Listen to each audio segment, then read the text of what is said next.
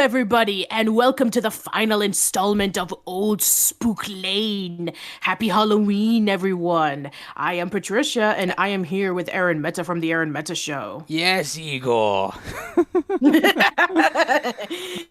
Please, I am very helpful to this podcast because I have opinions to say. My opinion of, you remember the what was it, the What a Cartoon Show, and there was like the Mona short. Do you remember that one? Like, yes, I remember. Yeah, that's sort of my stereotypical idea of Igor now. It's kind of like, good evening, master. I hope that I chose something that pleased you, master. She left me a bit hungry. I not on the schedule. Schedule? I don't care about the schedule anymore, Igor. Anyway, nobody even knows what we're talking about, so let's move on. Anyway, well, this is a 90s kid show, pretty much. So, like, I think surely someone must out there in YouTube land must know what we're talking about. But I guess so, but still, I mean, it was basically like a 7-minute cartoon short that was pitched to being a cartoon for not only Cartoon Network but for Nickelodeon, and neither of them got it. Didn't they get 2 shorts for it though? Yes, they did. Yes, and still it didn't work. You know, well, more that's one more than the modifiers. Yeah, that's true. But still, I mean, I've always loved that short. It's always been like one of my favorite What a Cartoon shorts. Anyway, there was a decade before the 90s, which was the 80s, and which is sort of relevant to what we're going to be talking about today, which is Hocus Pocus. Well, sort of, because it came out in 1993. Yeah, wasn't it? Original. Well, yeah, wasn't it developed in the 80s though? Yes, it was. Yeah, I talked about this many years ago on the original Hocus Pocus podcast with my friend, that long-haired creepy guy. So, yeah, it was in developmental hell since the 80s, and originally they wanted to have it a much more darker film, and they wanted to have the idea of, hey, let's see if we can make it more darker than what we have for the usual stuff that we put up on Disney. So unfortunately, due to various rewrites, they actually made it more comedic. And then eventually a lot of people, were who were originally supposed to be a part of the film, they declined for multiple reasons. I even talked about that. Leonardo DiCaprio was originally supposed to be Max, but he was doing What's Eating Gilbert Grape at the time. And then they were changing various directors until we had the director Kenny Ortega, who you probably know for various stuff, such as High School Musical and Michael Jackson's This Is It and Julie and the Phantom. So he's very well known for his choreography, if you've ever seen any of his stuff. But yeah, to get you into context of the original Hocus Pocus, it was a bomb when it came out in theaters back in 1993. Oh yeah, critics hated it. Like this currently has a 38% rating on Rotten Tomatoes, so that's one of the reasons actually me and Patricia are actually debating whether we should actually do Hocus Pocus 4 In Search of the Crystal Skull, but that's the reason we can't do it, because it's not somewhat good but somewhat bad. It is, when you really look at it, it is a bad movie, unfortunately. So, I mean, I would say that it is a very enjoyable movie if you're looking at it through the eyes and perspective of, hey, this came out in the 90s. This was definitely like that, campy film about witches that's supposed to be like really over the top, but have some kind of dark elements at the same time. So, yeah, I think that due to the fact that it was eventually released on home video and then it started re-airing multiple times on the Disney Channel and then ABC Family, which is nowadays known as Freeform, it became a major cult classic. And now in recent years, it's become a major pop culture staple where they air it every year on Halloween. They even had the attractions of Hocus Pocus with the Sanderson Sisters in the Disney theme parks. So a lot of people already knew about it. So much to the point in which for over a decade, there have been rumors of a sequel to Hocus Pocus. And very similar to Finding Dory, Bette Midler has been pushing people to saying, if I were to ever do a Hocus Pocus 2, I would love to do it. And even still to this day, it is her all-time favorite role she's ever done in a movie, even more so than Beaches. So, that pretty much leads us to our topic of the day, which is Hocus Pocus 2. Yeah, so originally in development in July of 2014, originally Tina Fey was supposed to be the producer and even the star of the film, but that was only just a rumor. And even with all that stuff going on, fans have been wanting to see a sequel to Hocus Pocus. And then eventually around 2016, actor Doug Jones, who is Billy Butcherson, had confirmed that they were going to make a sequel, that it was going to take place even after the movie had concluded with the Sanderson sisters blowing up after their time was out, and then everybody lived happily ever after. So then when a lot of people heard more information about the movie, especially with the main cast of the movie who played as Max and Danny and Allison and all the other characters, such as the bullies and the parents and various other people, when it was told that they were not going to be in the movie, a lot of people were pretty upset. And then the executive producer had to basically say that they were trying to do a new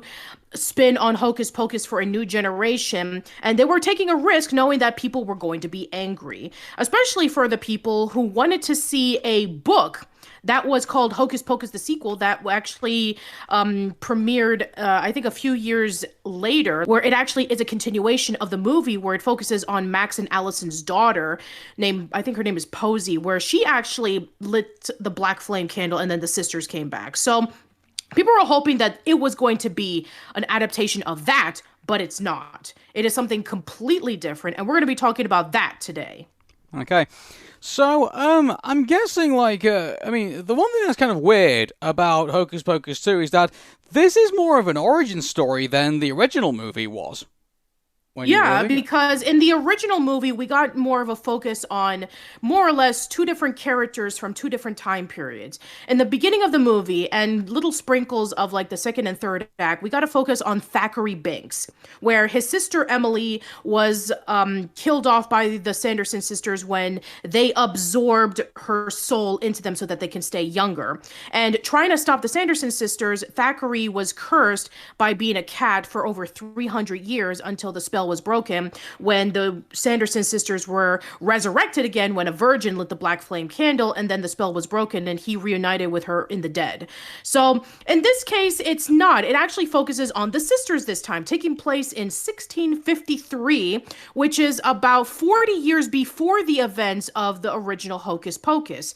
So it focuses on Winifred Sanderson in her 16th birthday, where she is forced by Reverend Traskey to get married to a guy named John Pritchett, who she despises. And the reason why is because she doesn't want to be separated from her sisters Mary and Sarah.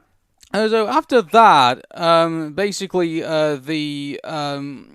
they managed to actually find they had a spider that they had prepared for the birthday of one of the sisters, and that ends up getting thrown into the crowd. Everyone starts to have a massive panic because spider, and then the three sisters manage to run off into the woods, and then where they are introduced to essentially like I don't know if like this is like the original witch, I think, of Salem, or whether this is a witch of Salem that we're introduced to. Well, I mean, she did mention that she she was one of the last remaining witches on her coven. She's only known as the Mother Witch if you look in the credits. And she said that they were all gone because the people of Salem didn't understand witches, which due to the fact that it was the 1600s and this was during the Salem witch trials, that most likely they were burned at the stake. And so she is the only one left, and she happens to meet up with Sarah, Winifred, and Mary when they were banished from Salem after Winifred refuses to marry John. And she says, I want to marry Billy Butcherson. And even Billy was like saying, I'm not interested in you. And we actually now have full context of the relationship between Winifred and Billy. So in the first movie, we knew from Thackeray when they were visiting his grave that Billy Butcherson was Winifred's lover, but she cursed him when she found out that he was dating her sister Sarah. She poisoned him and she sewed his mouth shut so that he can never speak even in death. Well, it turns out, according to Hocus Pocus 2, that they only kissed one time at a graveyard, and that was it. There was no other love other than that. And yeah, I guess it was more or less the force of Winifred saying, oh, we kissed that one time, that must mean that we're really in love. So yeah, that is considered to be blasphemous according to the people in Salem, especially the reverend, where he's saying that it was blasphemy and that was, nothing, something that you shouldn't do. It's not part of tradition. You shouldn't be kissing boys in graveyards. You should be betrothed over to this one kid. And, she refuses. She doesn't want to get married. And because of that, they were banished. And that's when they meet up with the Mother Witch. And apparently when she was trying to suck the life out of Sarah and then Winifred stopped her, she was like really shocked. It's like, wow, you girls are different from all the other children that I've met. There's a power that's inside of you. And so she gives them the book. And then they learn about a spell that they should never use called Magica Maxima, which is basically the most powerful spell in the entire book. And she tells them, don't use it because you'll suffer consequences if you do. Yeah, more or less that, but we'll get to that later. Yeah, so basically that's our cold open for the movie, and they do go back and cause some chaos within Salem, because, witches. So, and then there's that, and basically that's our opening up. So, that's a really great opening for the movie, but unfortunately that's when we go into basically what the movie actually is. And I gotta be honest with you. We'll get to that in a minute, but before we do, I have to actually give praise to the three girls who played as the Sanderson sisters, especially Taylor Paige Henderson. She does a spot-on Winifred Sanderson. She almost looks like a younger version of Bette Midler. She did a great job. Yeah, well, I think they had to do that in order to... I can imagine there was a lot of thought that went into casting, I think, in regards to the Sanderson sisters, in regards to, like, the, legacy elements, I guess you could say, to Hocus Pocus. The newer elements, well, we'll talk about that in a minute. Yeah, but a lot of people felt that this kind of felt out of place. It's like, oh, but now they're just making the girls more of a misunderstood and outcast origin story that you would expect in a lot of more modern films, as opposed to like they're evil for the sake of being evil. To which I ask, why is that a bad thing? Like, oh no, character development. What sorcery is this? Like, what? Yeah. You give. I mean, here's the thing about this. Like, keep this in mind. Like, Marvel now is pretty much part of the Disney makeup. Pretty much of this. And I guarantee you that a lot of what Stan Lee put into Marvel, I guarantee you is having a effect on other storytelling within Disney. Because keep this in mind. Like, Stan Lee gave characters, whether they were bad or whether they were good, they gave them backstories that gave you understanding to what motivated them to be where they are today, pretty much. And dare I say, I think they're doing that with the Sanderson sisters. And to be honest with you, anyone who's criticizing that, quite frankly, doesn't understand complex storytelling, as far as I'm concerned. Like, you can't. I mean, I get that Hocus Pocus, the original movie, was supposed to be like this fun, campy kind of like kind of spooky Halloween movie. I get that to those who were the fans of the original movie. But I mean, we're trying to do a good movie here, so like, I'm gonna give my thoughts about this, when we get to the end of it. But I mean, I'm not opposed to that. I think good storytelling, makes a good movie, and I think developing your characters in this way keeps things interesting.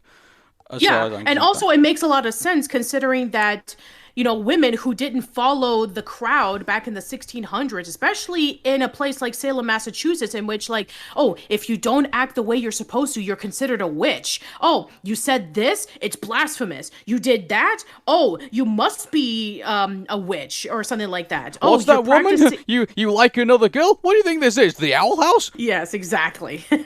But yeah, I mean, I get what they were trying to do.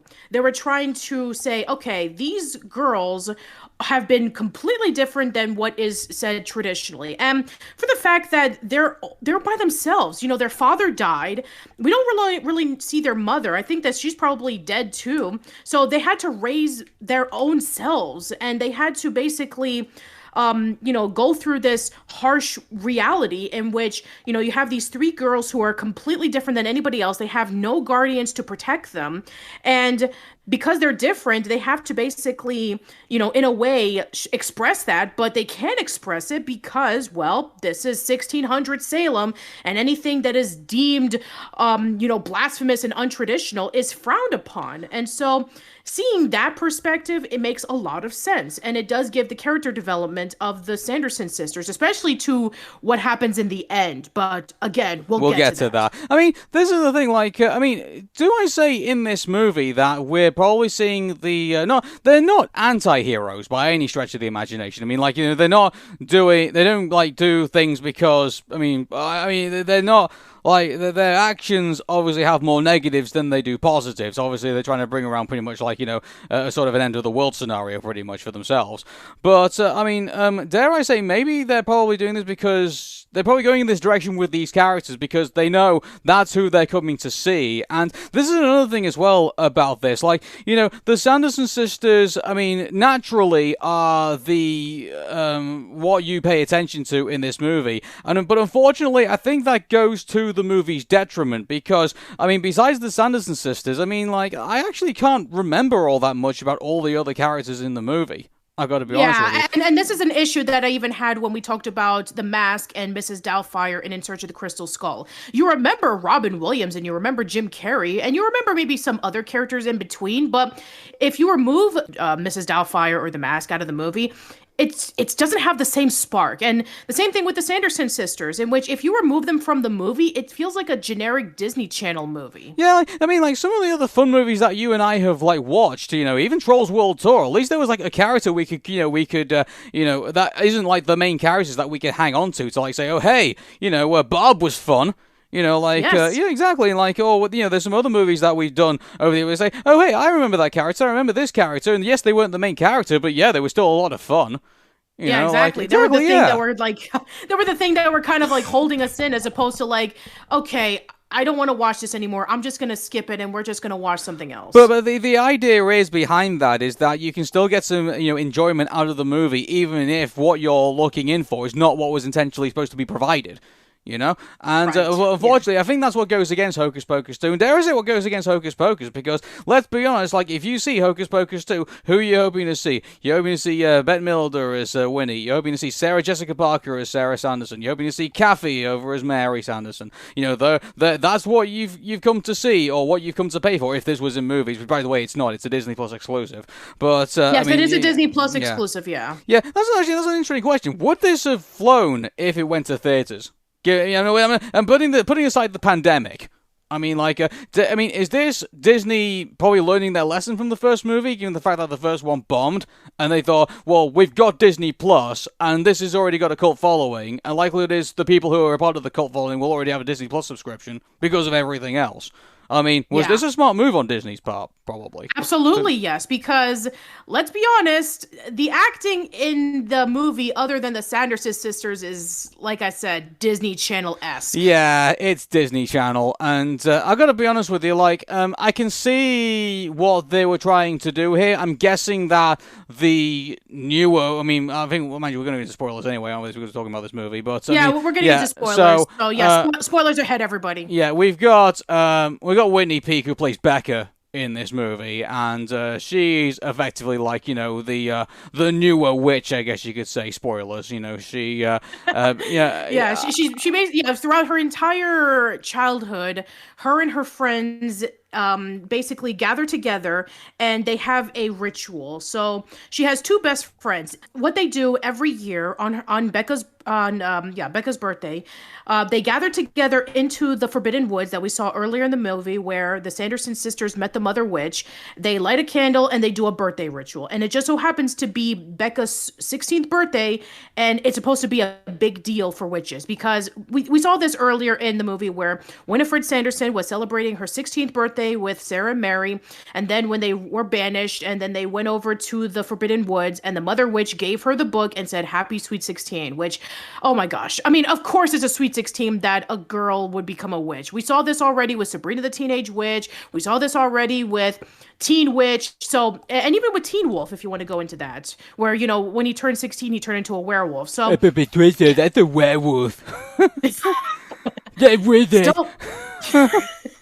Oh, but no, same principle. Yeah, same principle. I know, seriously, I was making fun. But, you know, like, here's the thing about this. Like, I mean, then we were also introduced to Cassie, who apparently was one of the friends, and still is, but now she finds this whole thing kind of like not, you know, obviously people make fun of her because of it, and now she's sort of like being pulled away by her other friends, I guess you could say. And also now he's got this really douchey boyfriend now known as Mike, and let's be honest with you, if this wasn't a Disney Plus movie, Mike would basically be mincemeat by whoever basically the horror character would be in this movie. Yeah, he'd be the first one to die. Exactly, yeah, you're the first one to die. Like, you know, it's just,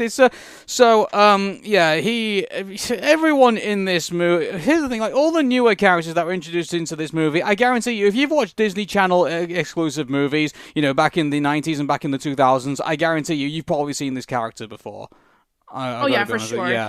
I mean, yeah. So basically, it's the stereotypical trope about like, oh, one of the girls in the best friend trio decides to leave them in favor of the popular douchey boyfriend who just so happens to be an idiot. Yeah, I got to be honest with you. I want to see how these people would not last 5 minutes with Jason Voorhees if this is the thing that we're going to be dealing with. I got to be honest with you, but. Yeah, so basically we've got Becca, who like is like the you know, the out there, you know, obviously, you know, witch that she's like the newer one there who is basically turning 16, like you've seen every other Disney, you know, movie, very Disney exclusive movie. We've also got like, you know, the best friend, loyal best friend. We always have seen that one as well. We also have Cassie, who you know, is pressured by the crowd to be something different from that, but obviously she still, you know, it has that hold on to her, you know, her two other friends, and then we have like the boyfriend who basically calls all the shots, and you know, basically, I mean, mind you, like that's one thing I think that I don't remember actually we see in that, you know, relationship dynamic. Like, you know, it's obviously a toxic relationship because you got Mike who doesn't know any better and thinks that he knows, you know, everything that's going on, and then makes the idea of like having the party over like Cassie's dad's house. And everything. Yeah, exactly. Yeah. And the reason why is because Cassie's father is the mayor of Salem and just so happens to be the descendant of Reverend Trasky. And yeah, that's going to be a big part of the story. But for now, so Cassie basically. But mind you, that's not the only thing. You know, the plot device that they come for having the mayor out of the house is that he's basically wants to chase down this very rare candy apple that only one person can make. You know, like, yes. Apparently, somehow, that's better than every other candy apple on goddamn planet Earth, but, here we go. So, like, I mean, I mean, the reason why the candy apple is the best in the entire world is because she was featured on Good Morning America. Okay. I mean, was that actually true? Or was that just done for the sake of, you know, the movie? Or... I'm not sure, actually. Maybe it's a real thing. Here's the thing, everybody. I don't watch Good Morning America because British, but you know, like, so I don't know. But I mean, if that actually was a thing, then maybe that was a pretty funny nod, I guess, for those people who do watch GMA. But by the way, is GMA like an ABC thing? Is it? Or like, is it? I think that is, yes. It is. Oh, yes. That's the reason why Disney can reference it without, you know, having to pay royalties. Yeah, exactly. Because ABC and Disney are coexisting with each other. Yeah, pretty much. Yeah. So, I mean, yeah, that whole thing is pretty weak, to be honest with you. I mean, like, I get it's Disney, but you know, like, you couldn't just have the mayor, like, you know, saying, oh, I have to do like mayor things like the festival. And therefore, like, you know, I guess people were really sick and tired of that cliche about, like, the busy dad trope. It's like, I don't have time for you. I am the mayor. But if you think about it, it's even it's the worst. It's even worse than the busy dad trope. It's a guy waiting around for a freaking candy apple. Yeah, that's true. I would appreciate it more if it was like, oh, hey, I have to, keep in mind, he's running for re-election, so obviously, he's got the re-election campaign. By the way, I've been part of election campaigns. They are pretty hard-working things that you need to do, so that's a character I can somewhat sympathize with, and, he has to do the whole, oh, hey, I have to, tell, half-truths routine, and, I have to, kiss babies, and, do, make sure everybody votes for me, and make sure that, I get that vote and everything, make sure I get, the average over my phone. Yeah, I get all of that. That's a character, actually, I can sympathize with. And that. So, that busy dad trope, I wouldn't blame whatsoever, because you're actually campaigning in an election is a pretty hard thing to do. So, yeah, and he is the complete opposite of his ancestor, Reverend Trasky, where Reverend Trasky was, really strict and all about tradition. Well, this guy is a big old goofball who just wants to get a candy apple so that he can be able to feel satisfied and has no idea that his daughter is throwing a party in his house behind his back. Yeah. So, we're then introduced to Gilbert, I believe, who is now the keeper of the house that the sisters were in, I think it was. And so, yes, it was. Yeah. So in the original Hocus Pocus, it was a museum that Allison worked at. And she was able to allow Max and Danny inside and showcase about, all the stuff that there was in the Sanderson Sisters' home. You had the black flame candle, and you had all the spooky stuff that was back in 1693 Salem. And so now it's been converted over to a gift shop, which is a perfect metaphor for Disney. Hey, you know all this historical stuff that you used to grow up with? Well, now we're gonna merchandise it. Yeah, that's Disney to a T, I think. Yeah, exactly. So you turn a historical museum, and there was a gift shop here and there to buy other things, but this gift shop is really over the top. And Gilbert is basically like this hackneyed magician calling himself Gilbert the Great, and he tells the story of the Sanderson sisters. And then he goes into a flashback where we actually do get to see clips of the first movie about that 29 years ago. There were rumors that the Sanderson sisters could be seen flying up by the moon. And the one thing that was pretty funny was when he mentioned the black flame candle, and then there was this little kid who said, "What's a virgin?" And we were like, yeah, it's a for kids. Yes, exactly. So, yeah. the one thing I'll give credit for the gift shop is that, at least Gilbert wasn't saying, oh, hey, make sure that you subscribe to my YouTube channel, Instagram account, and goodness knows what else in this world. Yeah, exactly. He could have. One thing I actually will give credit to this movie is that at least it didn't try to shove every modern convenience in your face. Yes, okay, they had mobile phones. I mean, it's 2022, of course, but I mean, it wasn't a fact it isn't going to become dated at any point with say for example YouTube disappears off the face of the earth or something like that. It's not. So at least it's gonna keep some of its it's not gonna become dated. I don't think Hocus Pocus 2. I think the way that it's presented, at least I don't think. So yeah, I mean, at least they didn't focus a lot on the social media. They didn't do any modern slang, or they didn't do any trends or outfits that or emojis. Cater to. Or emojis.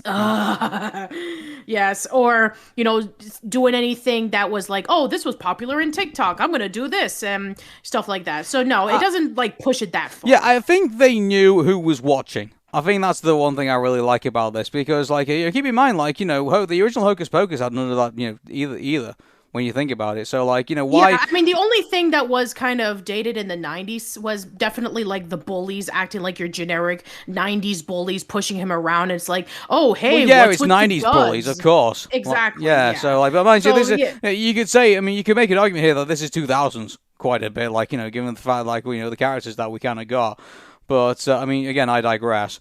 So, so we get this gift shop, and so it's, I like the way that the gift shop is, and I like the guy who runs, I like the idea of, the guy who runs it, he's, he is, obsessed with, the Sanderson sisters, and there's a good reason for that, too, which we'll get into a little later on. But, the one thing that doesn't make all that much sense is that he has the book. Yeah, the last time that we saw the book, it was in a cottage where the two bullies were locked up in a cage, and then the book was there. So how did he get the book in the first place? And, oh, by the way, there's something that he mentions about how he knows about the Sanderson sisters, which is bullshit, but again, we'll get to that later. We'll get to that, yeah. So Yeah, but for the most part, yeah, there's a lot of questions that are not answered about like, okay, how did he get the rights to this gift shop slash museum?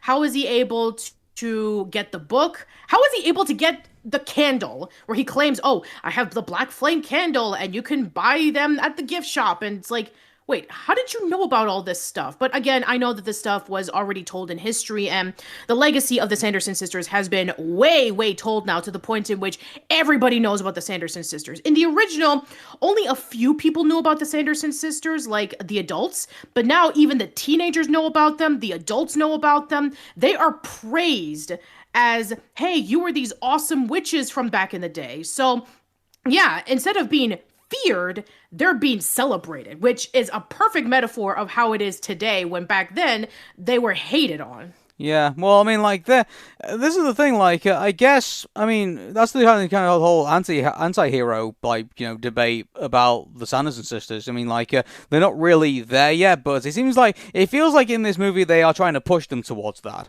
I think. Yeah, but then again, they do tend to lean more towards being the antagonists, but again, we'll get to that later. Yeah, but again, like, of course they are, like, they were in the original movie, so why not in the second movie as well? Right, right. All right, so let's continue on. So, Becca and Izzy are at the gift shop so that they can be able to purchase all the things needed for their birthday séance. And so they pick up the usual stuff, and then Gilbert gives them the black flame candle, and he says that it's on the house. And then they pick up some angelica leaves, which is supposedly to remove all the curses that is ever cast on you. And so they take a few of those. Then afterwards, they head out, go over to the Forbidden Forest. Then they do their ritual, and then they lit the black flame candle. And then all of a sudden, a massive earthquake occurs. And then, poof, we have the Sanderson sisters again. And then you're wondering, wait a minute, how? In the original, the black flame candle was all the way down by the wick. Where, I mean, even Gilbert showcased that the black flame candle was literally down so that it can never be lit again. But then Gilbert reveals later on that he actually implanted the last remaining parts of the black flame candle into the candle that he gave to the girls so that the Sanderson sisters can actually resurrect. So yes, he did this on purpose. I was a bit worried when we got to the reveal of the Sanderson sisters. Not to say we hadn't seen them already in the trailer, but the way that they were introduced, I kind of got, I mean, I don't know, like, I found it kind of cringy a little bit when they first came in. Like, it wasn't like they just kind of like just came, they were like, faded into the scene, and then all of a sudden they just started singing. Which is kind of like, I kind of got, I hate to say this, but I kind of got Shazam / TMNT 3 vibes from this. And also TMNT 2 with the Go Ninja, Go Ninja, Go. Yeah, like, it was just, it wouldn't be the way that I would brought them in. By the way, like, it was kind of like a bit premature, I thought, to kind of like bring them into a song number at that point. Yeah, like they sing a song called The Witches Are Back, which is a rewritten version of The Bitches Back from Elton John. And you would think, wait a minute, we have a song already? In the original, they didn't sing until the third act, where they sang I Put a Spell on You. But that song was not only just because, oh, we're going to have a musical. No. Creepy even mentioned this in the original discussion of Hocus Pocus, that witches do many incantations to lure people into their magic and into their power so that they can control them. And music was one of them, almost like a siren. So when we saw that they were performing I Put a Spell on You in the party, they were controlled, and then they even were dancing, and they couldn't stop dancing because that was what the intention was, so that they wouldn't be stopped when they were sucking all the children in Salem. So, yes, that musical number had a purpose in the plot. This one, on the other hand, where they're just resurrected and then they sing all of a sudden, it's like, wait a minute, where did this come from? Yeah, like, anyway, we get the Sanderson sisters, and then we obviously reminded that they are a threat in this movie. So they end up going to Becca, and they try to suck out their youth so that they can still remain young before the sun comes up again and then raises them again from the face of the earth. But then Becca says that, oh, hey, we're fans of yours, and we know where you can get some potions. And so they spare their lives, and then go on to follow them to Walgreens. Walgreens! I gotta be honest with you, this was funny. Like when it came in. So apparently they told them that this is a place where they can get like loads of potions, and so they end up going to the makeup section and eating and drinking all the makeup. Yes, because according to what the girls say, you don't have to worry about making potions anymore because the souls of the children are now inside of the lotions and all of these makeup products. So, yeah, I mean, originally the Sanderson sisters were going to kill them off because they remembered from last time that teenagers were responsible for their demise. So now we're going to kill them off immediately, saying, we're not going to fall for teenagers. Any teenager we see, we're going to kill them, which is very smart, by the way, because, they knew last time that they were easily manipulated by all this modern technology when, Max lit up the fire alarm and he was able to make rain fall down. And also with, leading the people over to, leading the witches over to the boiling oven when they were being lured in by a cassette tape. So, yeah, they knew from the last time that they were not going to be tricked. So the fact that they were able to say, oh, no, we're 40 and we look really, really young because we indulge ourselves with these potions that are made out of children's souls, and we're big fans of yours. And they were really, really falling for it, which, again, is pretty clever considering of what happened last time. Yeah. So we end up at Walgreens, and then they find out that actually the potions in there, sorry, the lotions and all the other stuff, are actually not made of children's souls. And then obviously our teenagers make a break for it, and so then the Sanderson sisters decide to go on pursuit, but realize that they only have one broom. So I'm trying to remember. It was I think it was Mary Sanderson who got two like robot vacuum cleaners and attached them on like skates, and which was actually kind of hilarious. And then it's a callback from the original movie in which they needed to have brooms so that they can be able to fly, and it ended up with Sarah getting the broom.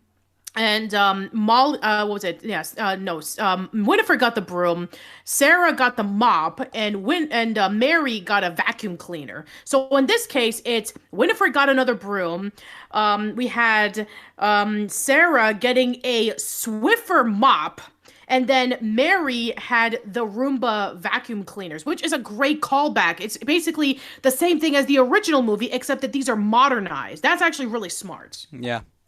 So so Becca and her friend end up back at the gift shop, and that's when they confront Gilbert about the fact that he gave him the candle, which awoken the Sanderson sisters, and but before they have a chance to actually the book awakens at that point, and then so Gilbert opens up the book and tries to see what he can do about it. But so before anything else can happen, the Sanderson sisters burst in, basically take Gilbert as one of their slaves using the egg timer that says that if he doesn't collect all this stuff that they need for the spell that they want to cast, he will basically die. And then they lock the teenagers up down in the basement and basically curse the basement. So, this is the moment where I was just flat out pissed off with the continuity errors. So, Gilbert was the one who actually saw the Sanderson sisters fly up into the air at night and then going over to the graveyard where they were finally met up with their demise. First of all, how?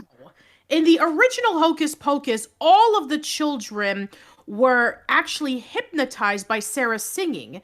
So none of the children were able to be broken off from the spell with the exception of Max, Allison, Danny, and the two bullies. So how did he break off the spell where everybody else was under it? And he claims that, it was a bad Halloween night and the bullies, got all of my candy or something. It's like, no, that would never happen. Well, but Patricia, there's a really good explanation for that. And you know what that is? What? They completely forgot. Anyway. I guess they did completely forgot. and then the whole thing about like him wanting to resurrect the Sanderson sisters was because he felt that they were misunderstood and that they were ahead of their time.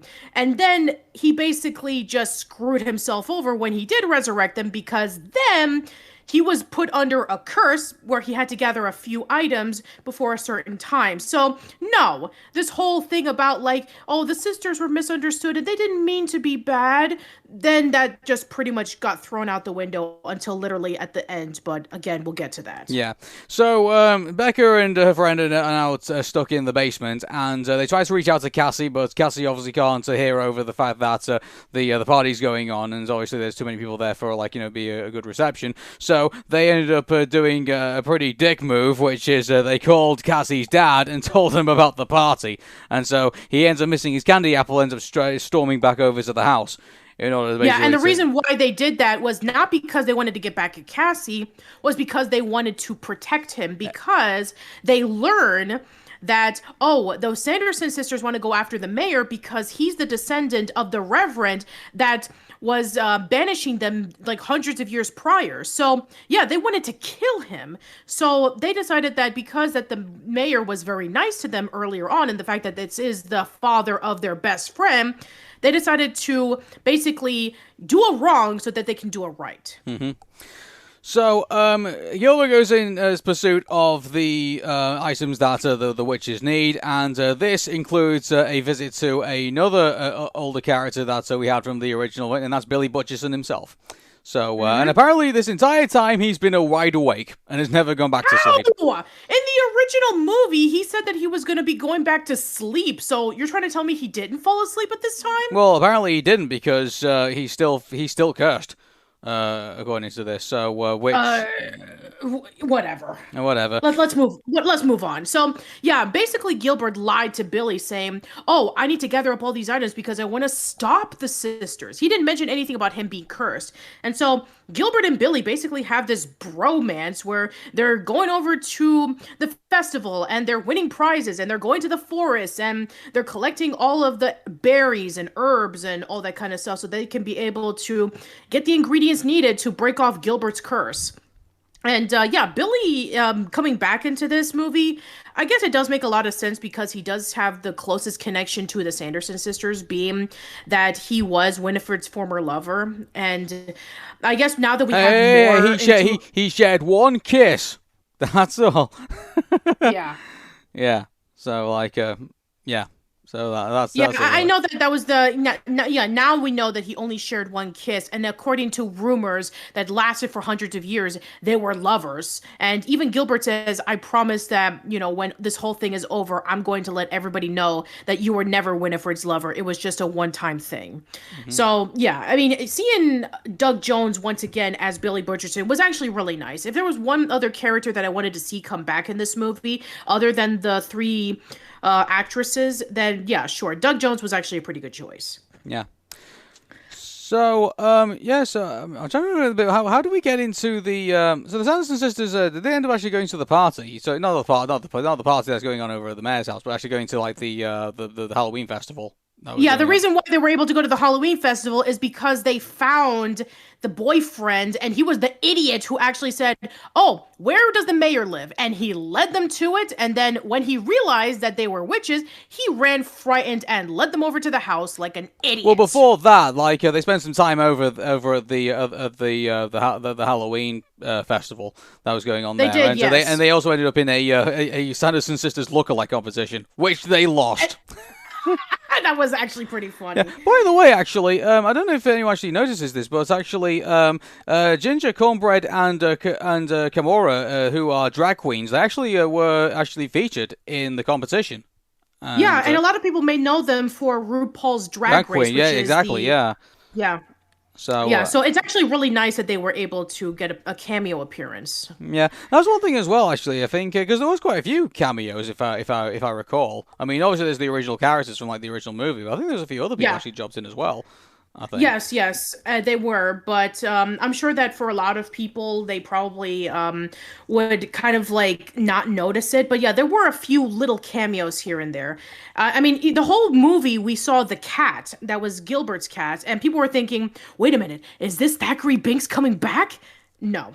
It's not. It's a massive tease because, we remember Thackeray Binks from the original movie, so we have to have a black cat over there as an homage. Yeah. So yeah. By the way, the woman who plays the Mother Witch, it's actually Hannah Waddingham, and she's actually from Game of Thrones. Yes, she is. Yeah. Yes, a lot of people may know her for Game of Thrones and for Ted Lasso and various other things. So yeah, there's a lot of great actors in this movie for sure. I Yeah, mean, you which have is funny to think that this is a sequel to a not very good, movie from the '90s, and the fact that it has such like a powerful resonance with so many people that even other famous actors actually want to get involved in this project. And there were a lot of actors who have since been a fan of the original Hocus Pocus, so it makes a lot of Yeah, sense. exactly. That's what I'm saying. Like, it's it would be a movie that you wouldn't really think too much of unless you think of Halloween. But now it's got such a cult following, got so much following from Disney fans as well that other people who probably you wouldn't have thought would have got involved in it are actually involved with it. Think like Yeah, exactly. This would be a type of movie you wouldn't be surprised if Lloyd Kaufman was involved. Of course yeah, not. exactly. Yeah. Like some of the usual suspects you would think of, like who would get involved in like something like something this cultish, something like this, kind of like this. Dare I say nerdy? I guess you could say. Very nerdy. Yeah. Yes. So. Yeah, so continuing on. So, after the drag queens had won the Sanderson Sisters lookalike contest, Winifred was so upset. And then she decides, okay, I'm going to control you guys and you're going to lead me over to where the mayor is. And instead of singing an original song, which I was hoping for, they sang One Way or Another. And I'm like, really? You didn't write an original song for the Sanderson sisters to sing that was on To be par fair, with I Put a Spell on You? in the original movie, they sang "I Got a Spell on You," and that was and that was an original song. So I know that's true, but still, it's like I guess that is true. I gotta be yeah, they could have done better than One Way or Another. Like One Way or Another was done in Sabrina's Teenage Witch, for crying out loud. It was just yeah. What is that? What's the deal with that song and being featured in Witches? Yeah, exactly. So it's like One Way or Another, I'm gonna find you, I'm gonna get you. I mean, it makes sense because they are looking for the mayor, so it does make a lot of sense on why they would be singing that particular song. But again, very similar to the original. How do they know these modern songs within when less than 12 hours since they've been on Earth? I was gonna say it'd be kind of like the equivalent of them singing "Enter Sandman" from Metallica. It's kind of like how do you guys know this? Yeah, exactly. Yeah. It's the sense. joke. Okay, moving on. I mean, they didn't even know about the concept of being photographed when the Sanderson sisters were told by girls who were dressed up as the Sanderson sisters, "Oh, I want to take a selfie with you." Which, by the way, I really did like that little joke about them thinking they were younger when the Velza was like, okay, there was that modern joke, and I really like that, by the way, where they put in a filter making them look like they were younger, surrounded by like pretty flowers and hearts and looking like really anime moe-esque. So I thought that was actually really clever. You know what, that move that actually makes sense. That actually is a good joke to actually to say, and it does make sense. So yeah, that was quite hilarious actually to do that. Mm-hmm. So yeah. And as opposed to like in the original, in which, the people who were dancing at that party were just dancing all night, they decided to have this huge choreographed moment with them dancing to One Way or Another. It's like, wait a minute, is this like all of a sudden like a Broadway musical? Are we going into West Side Story territory or something? Mm-hmm. By the way, actually, one thing I've learned about just now is that Billy Butcherson. The reason why he looks so much like he was in the original movie, because apparently that's the original wig that he wore from the first movie as well. Yes, it is. Yeah. Yeah. I guess that's pretty good because usually when it comes to trying to capture the original outfits, usually they have to change it because maybe they've changed bodies since then, or especially with Kathy and Jimmy, she has lost a lot of weight since her last performance, and even with like Doug Jones, I mean, he more or less remained the same, except that now that there was some like little touches of his outfit. I mean, now that he loses his head a lot more in this movie as opposed to the original, and also he talks a lot more because more or less in the movie where his mouth was stitched, and now he's able to have more speaking lines now that his mouth has been unstitched. So.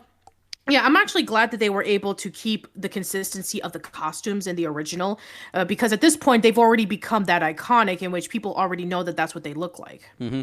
By the way, I got some other fun trivia that we can get into at the end of this podcast. So yeah, we'll for sure. Yeah. Okay. Anyway, so yeah, we have the mayor who is like really, really disappointed that he wasn't able to get his candied apple that he's been waiting in line for so long, and that's when he received the call from the girl saying, "Oh, you have to come home right away. Cassie's throwing a party behind your back," and so he had to rush home immediately. And then, that's when the sad fact is that he literally just stopped the party and then he went back to the line so he can get the candy apple again. It's like, wait a minute, you're not gonna stay home and reprimand your daughter? You really care about that much of your stupid candied apple? Yeah, that was so stupid. I know that you want this candy apple for so long, but how about being a freaking parent and being responsible for the fact that your daughter had did something behind your back? I would have, again, they should have made this about the re-election, not about the damn candy apple. I get they probably wanted to do it for laughs, but, it just came across as negligence, if anything. Even more than the fact that, if he was doing, oh, hey, I'm going to reprimand you, I want you this place cleaned up by the time I've, done my campaigning over the Halloween festival, and, you better be clean about that. If you did that, then just kind of stormed away and, made it more oh, I'm not paying too much attention to my daughter, for this time.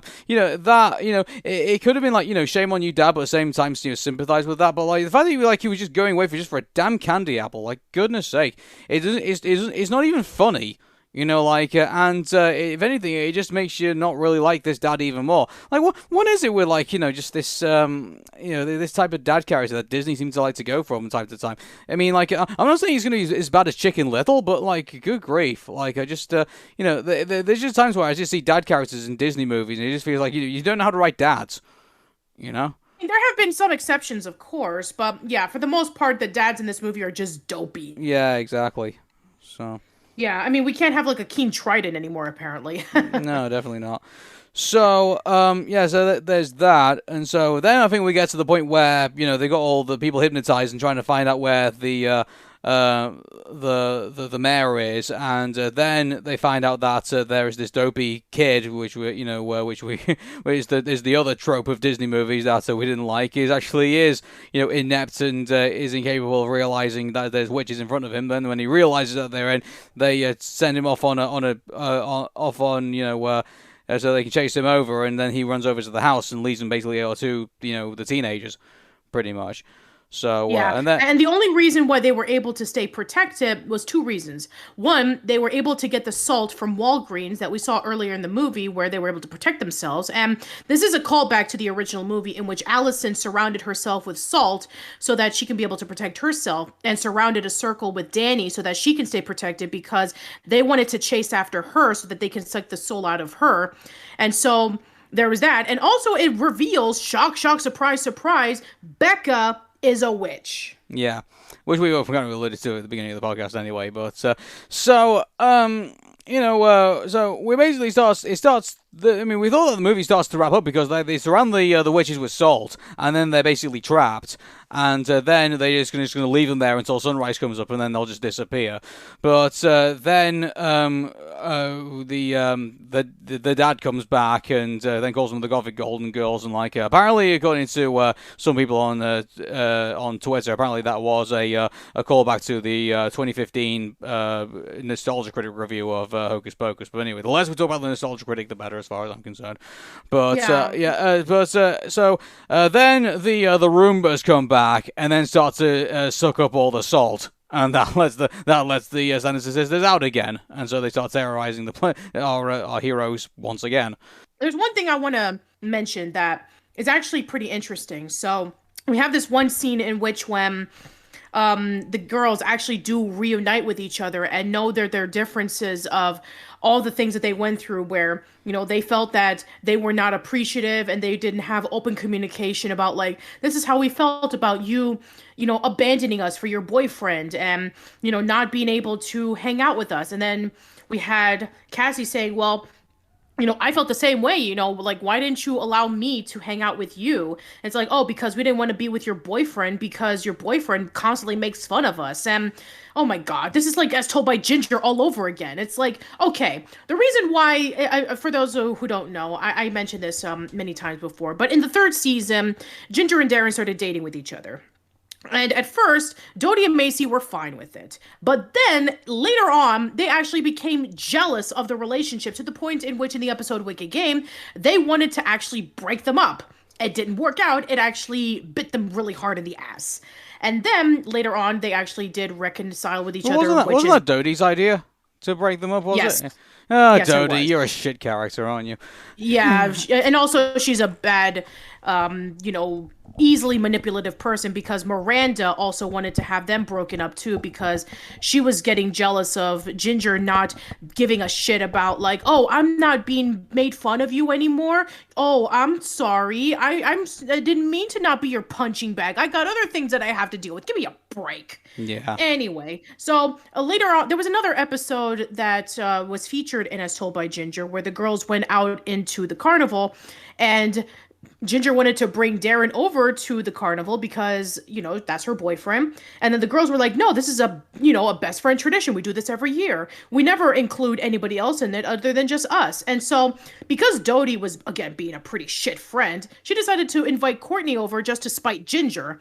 And this is almost the same thing. It's like there's no open communication that is proper in these three girls. It's like, okay, you leave out Cassie because you don't like her boyfriend because you make fun of her. But at the same time, Cassie is bringing pretty bad to the fact that she basically ignores Becca and Izzy, who are doing their own stuff together for months. So it's like they're both in the wrong. I was hoping that it was going to be a situation where, like, Mike's running the show pretty much in their relationship. So it's like, you're going to do this because I tell you to do it. And you're going to do this because, this is it. I thought they were going to go that direction with the boyfriend. And then Cassie would, like, nail him in the balls and then, run away from him when she realized that, her boyfriend is a dick. But and also he's an idiot too because he was saying, "Oh, I was doing it as a joke. I didn't mean to hurt you." Which is just so weak when you really think about it. It's like, I would have appreciated it. It's like, well, I do think it's weird and stuff like that, but I didn't realize, now I realize it was hurting your feelings, and now we see that there's these real witches. I wonder maybe they could have gone like the Han Solo route. Back in the first movie when he was like saying, oh, all this Jedi stuff is nonsense. Like all these people who believe in it, quite frankly, are morons and stuff like that. And then when we finally get to the new movie when he got killed off, before that he was like, oh yeah, I believe in all this now, all of it. I thought, if they're going to do any type of like redeeming factor with Mike, I thought maybe they were going that direction of it. He would say, oh, all this witch stuff is nonsense. I can't believe everybody's like into this stuff. And then he finally gets confronted by the Sanderson Sisters, and it's kind of like, oh no, all of it is real. Like I was wrong, and go in that direction with it. But they don't. Nope. Mike is so poorly written in this movie. I'm sorry. He is a waste. He is an absolute waste. I mean, there could have been an interesting opportunity for him to, be that jerk boyfriend that gets redeemed at the end. But no, he turns out to be an idiot who realizes he's an idiot, and that's it. Nothing else. If this was an R-rated movie, the Sanderson Sisters would have murdered him brutally. They really would. He would not be alive in this movie if this was a proper horror flick. Yeah. Anyway, let's move on before I have an aneurysm. So we have the girls realizing that they can be able to protect themselves in the soul circle because they actually do decide to cast off the Magica Maxima spell and learning that, it involves with teamwork in order for this to happen. And so Izzy comes up with the idea of saying to Becca, can you hold my hand? And then she does. And then Izzy tells Cassie to do the same.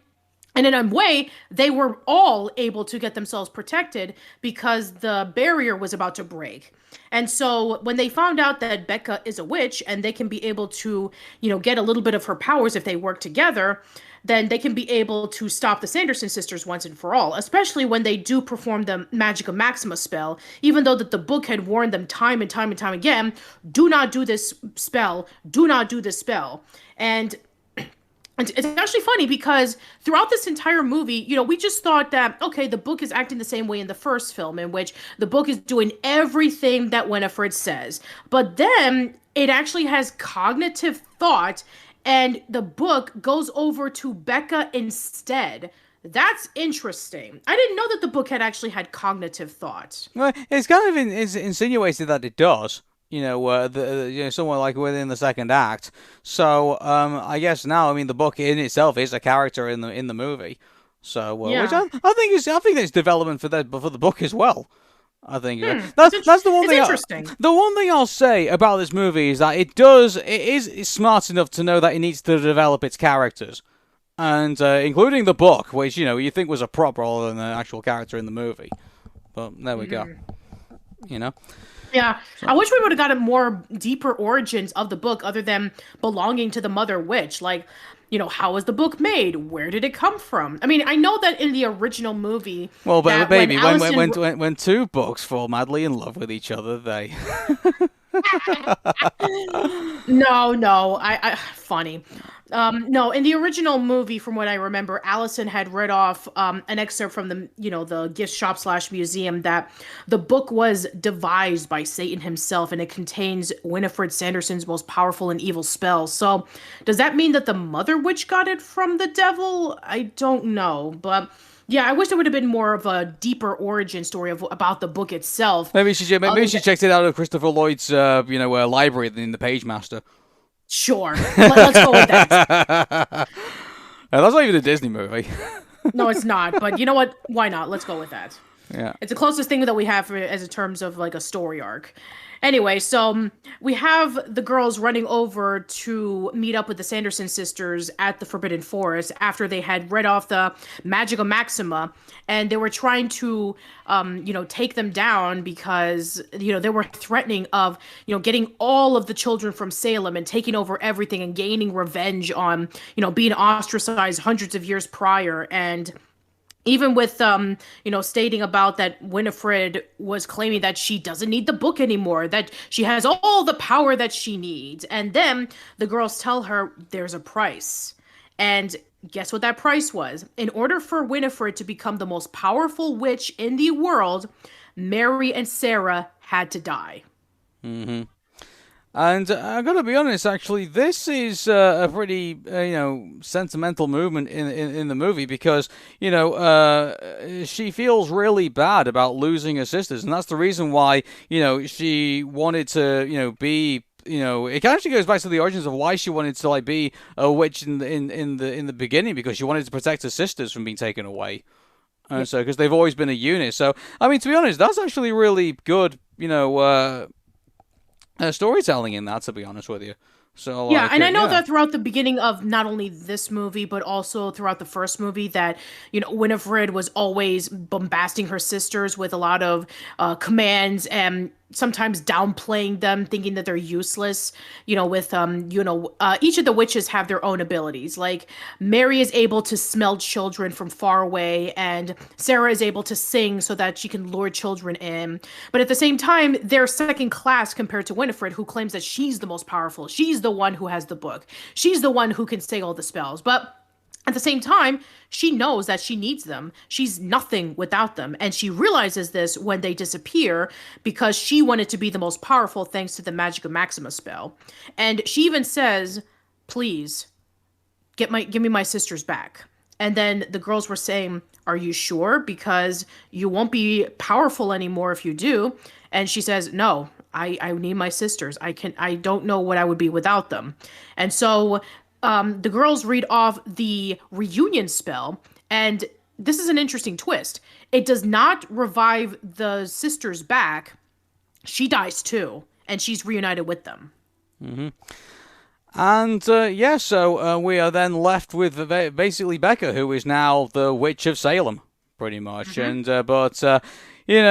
Then we get the credit scene. And by the way, it seems that the afterlife that the witches, the Sanderson sisters go to is a recording studio, because then we get them in a recording studio, basically saying the witches are back. Pretty much. And so we get that, and then we get the credits, and then, of course, because every Disney movie needs to have this now, we get an after-credits scene. And basically it teases the fact that apparently there's a third candle. Pretty much. We have a second black flame candle that the cat teases on. So the whole purpose of that black cat, not only to be an homage to Thackeray Binks, but also to be a foreshadowing for possibly a Hocus Pocus 3, because there's a second black flame candle. And interesting to see if we actually. Actually, that's before we get into. I guess if we actually are going to get a Hocus Pocus 3, I guess we should probably get into the movie overall of Hocus Pocus 2. So, I mean, here's the thing about this. Like, despite the fact that it has a weak supporting cast, I mean, like the Sanderson sisters are still the Sanderson sisters. They do a great job portraying their old characters in regards to all of this. And you think, given the fact that Sarah Jessica Parker's had like, a lifetime career away from, being Sarah Sanderson in all of this. It's quite amazing how she fits right back into her role and how everybody else does fit back into their roles as well, including Billy Butcherson. So, so the original characters still have it, but unfortunately, it is let down by the fact that, the other characters are not so memorable in this. And so, it does suffer from the same problems that The Mask and the same problem that, various other movies like this basically have, unfortunately. Yeah. So. I mean, it would have been interesting about a what if situation. Like, what if they actually did do the adaptation of the sequel to the book that came out a few years prior to this movie, where it actually focuses on Allison and Max's daughter. I mean, I know a lot of people wanted to see that adapted, so it makes me wonder about, like, what would have been, like, if that would have been the case. Like, I mean, I know it would have catered to more of people's nostalgia. It's like, oh, we have the original cast back. We have Allison, we have Max, we have Danny, and now we have the daughter of the two, main protagonists. So I'm sure a lot of people would have seen, would have liked that as opposed to what we have gotten. But yeah, I mean, I'm actually curious. Now, here's the thing. I haven't read the book.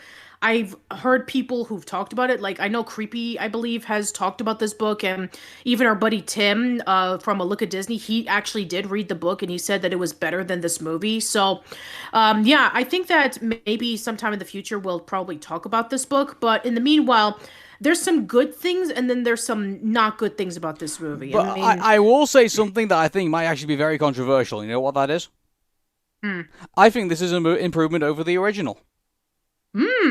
I mean, here's the thing. Like, we got more of an origin story of the Sanderson sisters. We also got some character developments in regards to the Sanderson sisters about, what they're about, like, their relationship between themselves, like, being sisters, and not just this witch's coven for the sake of being a witch's coven. They are people who do daily care for one another in this. We see this in this movie, and also, I mean, we don't really get a passing of the torch movement, really. I think obviously the after scene credits, gives allusion to that.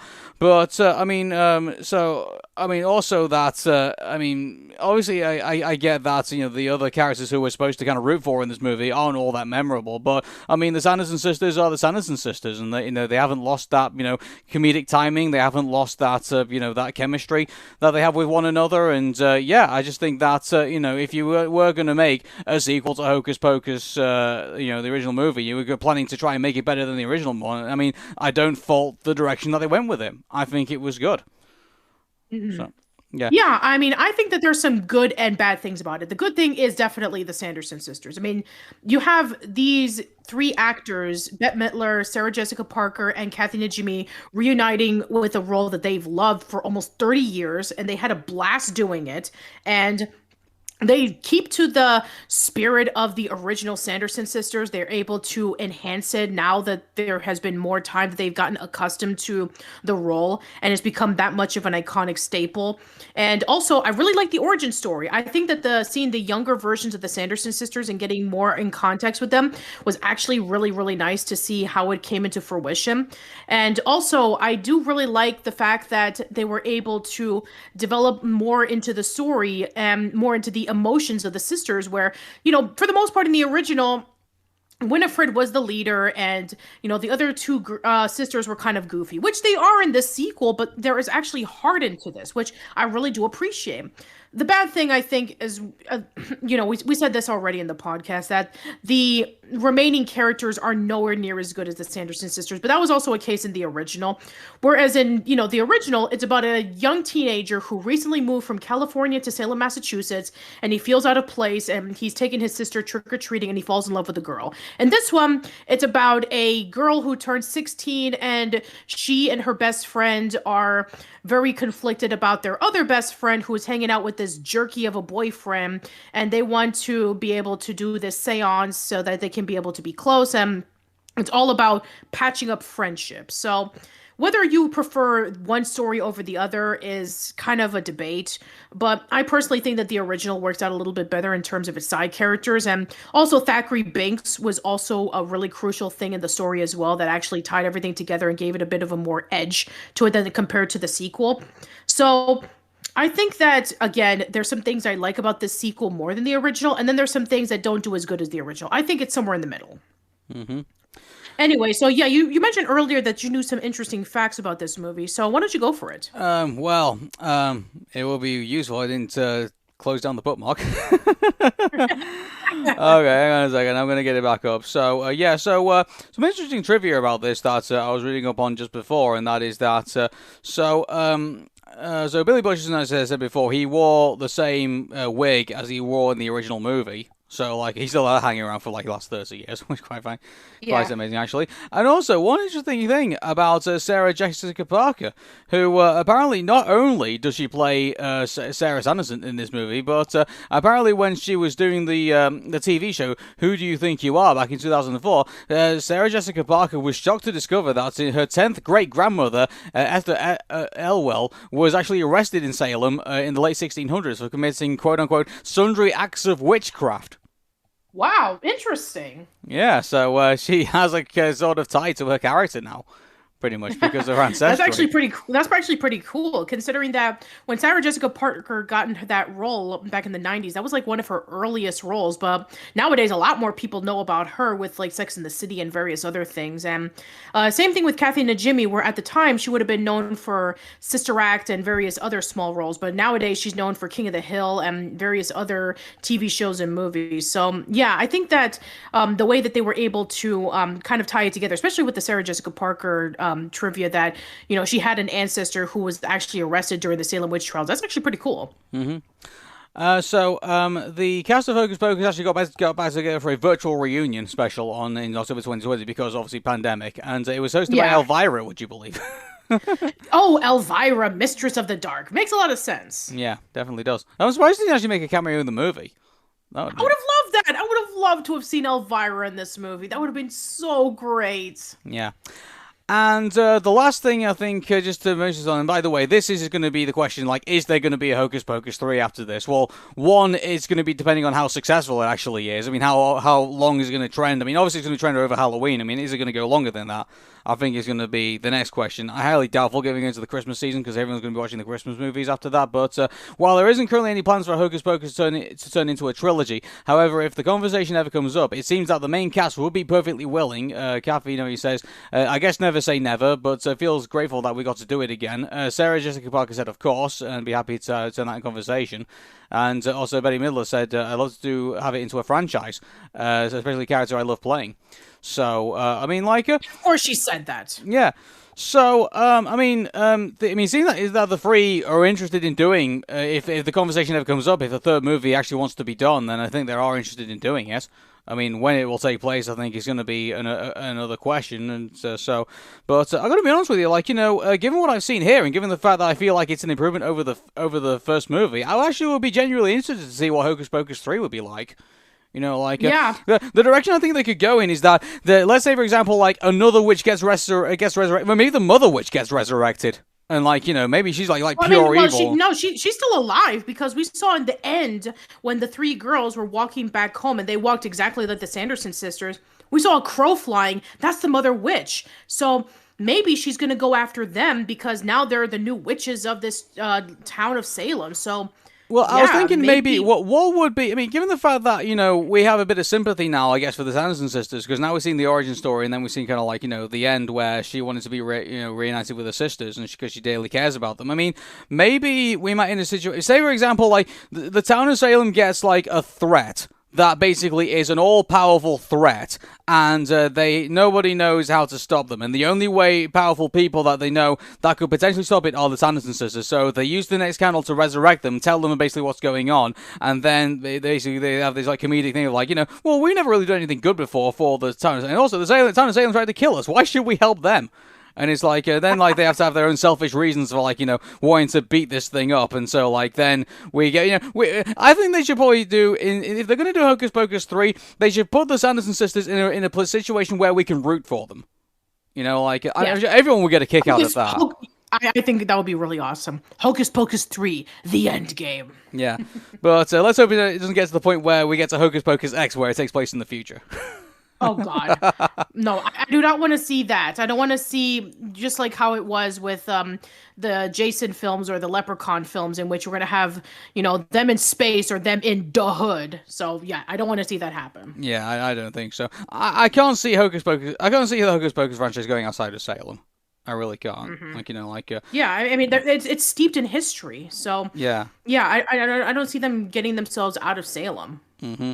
But I feel like if they do the third movie, they should basically just do the turn. Like they should make him like where all the places everyone like in the audience would like be cheering and say, oh yeah, they're gonna beat up this other evil bad guy, and then it's like they have that moment, So it will be kind of like what was it, like the end of Hotel Transylvania, in which when Dracula thought all of his life that humans hated monsters, but then it turned out that humans actually celebrate monsters. So let's have it in that case, in which we have the witches having to rescue the people of Salem, and they're hesitant at first, but then they become the heroes at the end. Yeah, it's like no one terrorizes these villages except for us.